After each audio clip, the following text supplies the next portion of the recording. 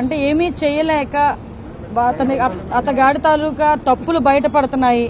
ఏదైతే అతగాడు ఆ పోర్టుని 6,000 కోట్ల రూపాయలున్న పోర్టుని 594 కోట్ల రూపాయలకి ఎలాగైతే పీకల మీద కత్తిపెట్టి రాయించుకున్నాడో ఆ విషయాలన్నీ ప్రజలకు తెలియజేయడం అయింది.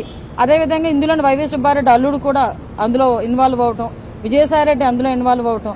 అంటే వీళ్ళ పరిస్థితులు ఎలా ఉన్నాయంటే 5 సంవత్సరాలు రాష్ట్రాన్ని మొత్తం భ్రష్టు పట్టించేసి, రాష్ట్రాన్ని సర్వనాశనం చేసేసి, రాష్ట్రంలో ఉన్న సంపదనంతటినీ దోపిడీ చేసి, ఆఖరికి రాష్ట్ర ప్రజల తాలూకా ఆస్తులు కానీ, ప్రభుత్వ సంస్థల తాలూకా ఆస్తులు కానీ, ప్రైవేటు సంస్థల తాలూకా ఆస్తులు కానీ అన్నీ కొల్లగొట్టి పీకల మీద కత్తులు పెట్టి వాళ్ళ పేర్ల మీద రాయించుకొని ఈ రోజు అవన్నీ కూడా బయటకు వస్తున్నాయన్న భయంతో చంద్రబాబు నాయుడు గారి మీద మాట్లాడితేనో, లోకేష్ గారి మీద మాట్లాడితేనో టాపిక్ డైవర్ట్ అవుతుంది అనే ఉద్దేశంతో నోటికి వచ్చినట్టు మాట్లాడే పరిస్థితి.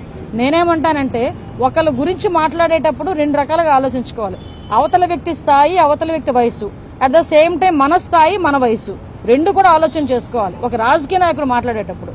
అటువంటిది అతని స్థాయి, అతని వయసుని మర్చిపోయి ఏదో నోటికొచ్చినట్టు చిల్లరగా తిరిగే వాళ్ళు మాట్లాడినట్టు కూడా సొసైటీలోకి ఒక రెప్యుటేషన్ పోస్ట్లో ఉండి మీడియా ముందు మాట్లాడేటప్పుడు కూడా నోటికొచ్చినట్టు మాట్లాడడం అనేది అతని తాలూకా దాన్ని ఏమంటారంటే నైతికతకి మనం ఒక వదిలేయాలి, అదొక నిదర్శనంగా మనం భావించుకోవాలి.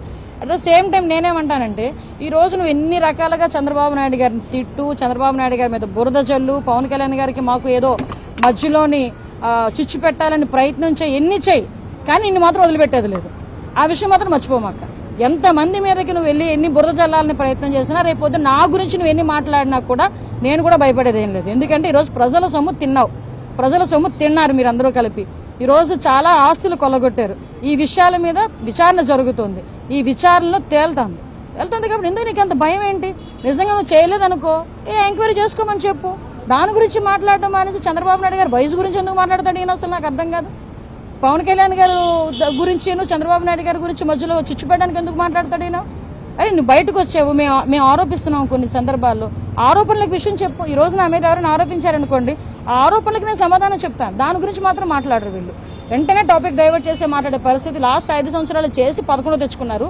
మళ్ళీ ఈ 5 సంవత్సరాలు ఇదే గనక చేస్తే ఆ 11 కూడా రావు గ్యారంటీగా. రేషన్ మాఫియాకి సంబంధించి ఏర్పాటు చేసినటువంటి లో వైసీపీకి అంతగానే బీఎస్పీలో ఉన్న విమర్శలు వస్తున్నాయి.